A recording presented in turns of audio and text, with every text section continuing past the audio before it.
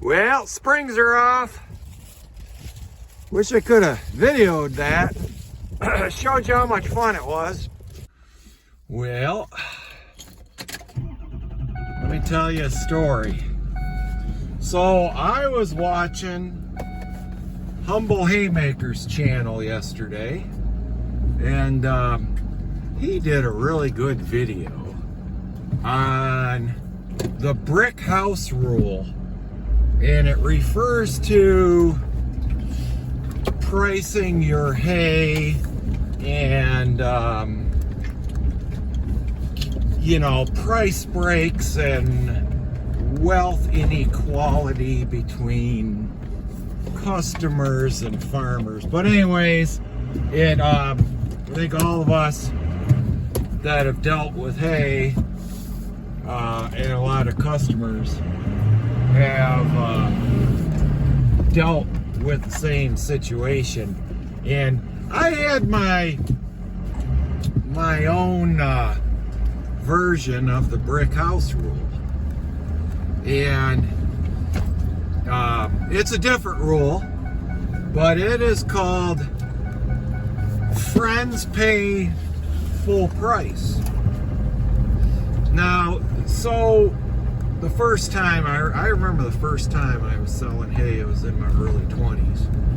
And this guy came out to the field. He was a GM factory worker, union guy, making probably, in the 90s, they were probably making 70 or 80 grand a year. Brand new four-wheel drive truck with chrome mag rims, the whole deal. And you come out there and, I was just a poor kid at the time. Now I'm just a poor adult. And he said, how much for the hay? And you're real stupid when you're young. And you price the hay just to get rid of it. And truthfully, that's what most people do now. They just price hay, whatever it takes to get somebody to pick it up. It's not being good business people. And I told him $1.10 a bale.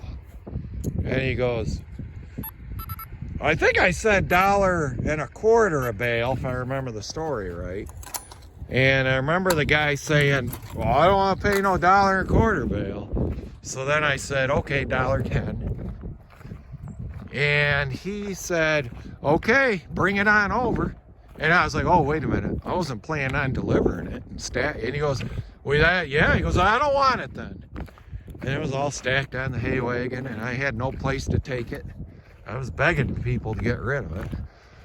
So, stupid me, I go, yeah, $1.10 a bale. I got over there to deliver it.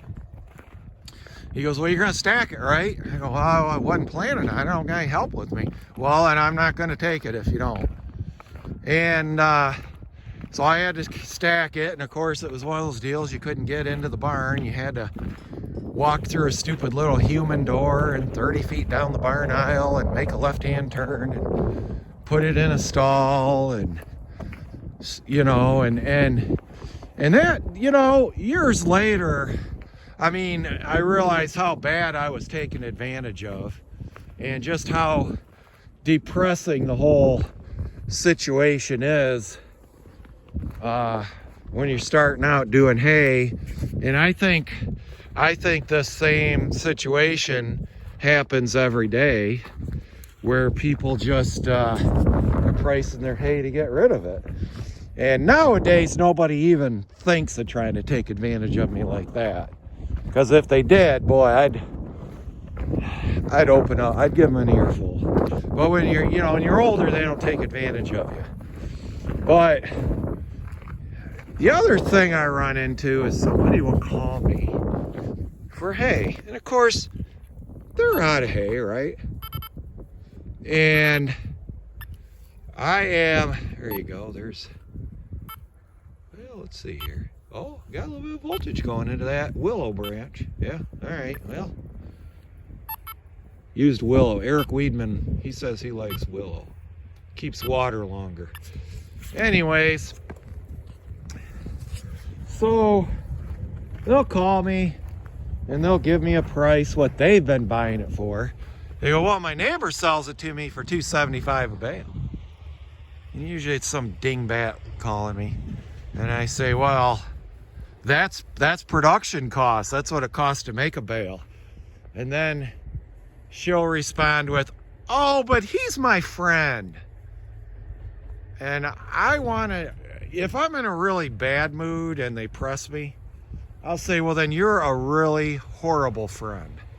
So this idea that your friends should get a deal from you means they're not your friends, because they're asking you to work for free. You're actually, if you're selling somebody a bale for $275 or $3 or even $4 a bale, you're paying them for your benefit, for your luxury, I guess, of bale and hay. So friends, if you are a good friend, if you're a friend, you expect to pay full price because you want to see your friend succeed, you know. And this brings me up to the, you know, my video I did a few videos ago about hay farmers are the worst business people in the world.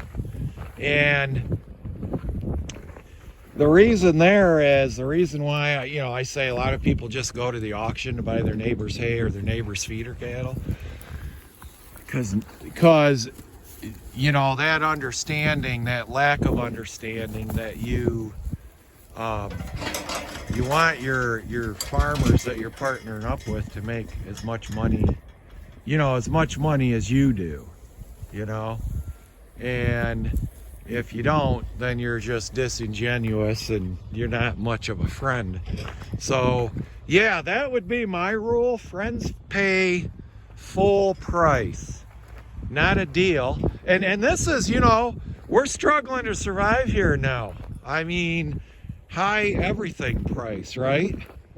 High, you know, especially you people that are buying fertilizer. I really do not know how you make fertilizer pay off. This is from moving the bale feeder with bale forks.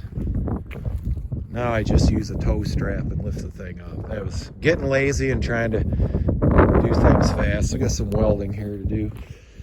But yeah, I don't know how.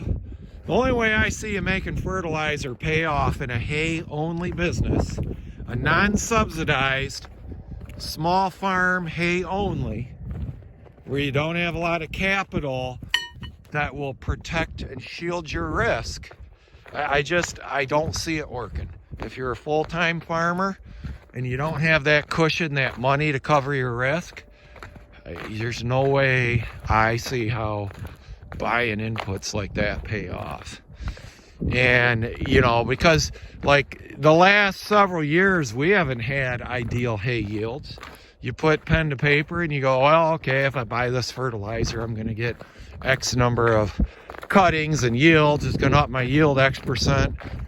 But not if the weather doesn't cooperate. If you get a, you know, erratic killing frost that knocks things back, followed by drought, then followed by excessive moisture. Like, I don't know, it just seems to be like clockwork here as far as I'm concerned. So yeah, your thoughts? What's everybody else's rule? Yeah, go see Humble Haymakers. Got a nice entertaining lead-in story about the brick house rule.